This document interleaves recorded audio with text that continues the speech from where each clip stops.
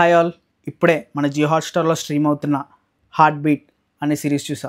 Series ఎలా ఉందంటే బాగుంది గైస్, నాకైతే నచ్చింది.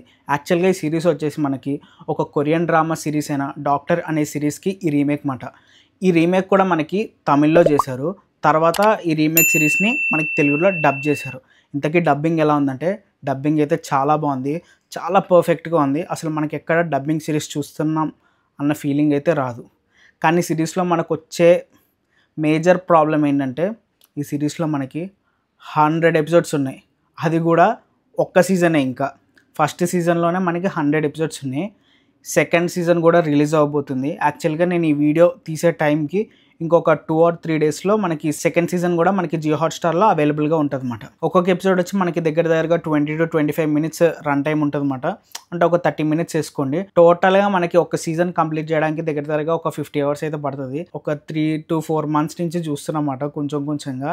ఇప్పటికైంది యాక్చువల్గా సిరీస్ అనేది. కమింగ్ టు ద ప్లాట్ ఏంటంటే స్టార్టింగ్లో మనకు ఒక హాస్పిటల్ని చూపిస్తారన్నమాట. అదొక ఫిక్షనల్ హాస్పిటల్. దాని పేరు వచ్చేసి ఆర్కే హాస్పిటల్స్. దీంట్లో మనకి CEO దగ్గర నుంచి ప్యూన్ వరకు అన్ని క్యారెక్టర్స్ని చూపిస్తారు. ఒక 15 to 20 క్యారెక్టర్స్ ఉంటే వీళ్ళందరూ మనకి ఇంపార్టెంట్ క్యారెక్టర్స్ అన్నమాట. వీళ్ళ చుట్టూరే మనకి మొత్తం ఈ స్టోరీ అంతా రొటేట్ అవుతూ ఉంటుంది. ఒక్కొక్క ఎపిసోడ్లో ఒక్కొక్క క్యారెక్టర్ యొక్క ఇంపార్టెన్స్, వాళ్ళ బ్యాక్ స్టోరీస్, వాళ్ళ పర్సనల్ లైఫ్స్, వాళ్ళ స్ట్రగుల్స్ ఇవన్నీ చూపిస్తారన్నమాట. ఇంతే స్టోరీ, ఇంతే.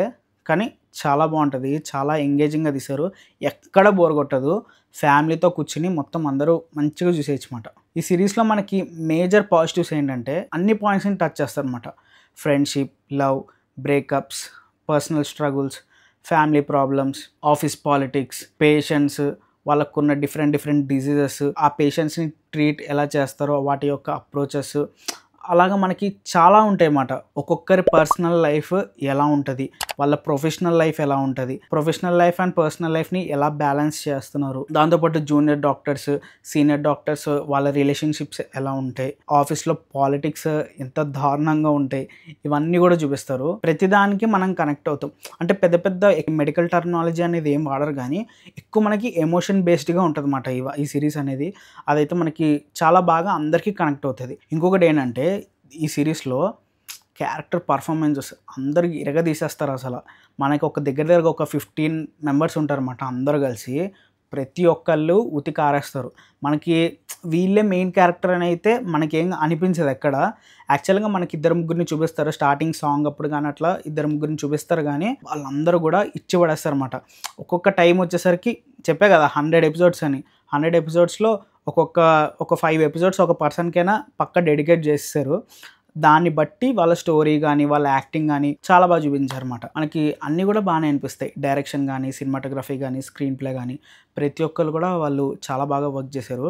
మనకి ఎక్కడ సరే ఒక సీన్ యొక్క కంటిన్యూటీ మిస్ అవ్వకుండా దాన్ని చాలా బాగా హోల్డ్ చేసి 100 ఎపిసోడ్స్ కూడా చాలా బాగా పుల్ చేశారు.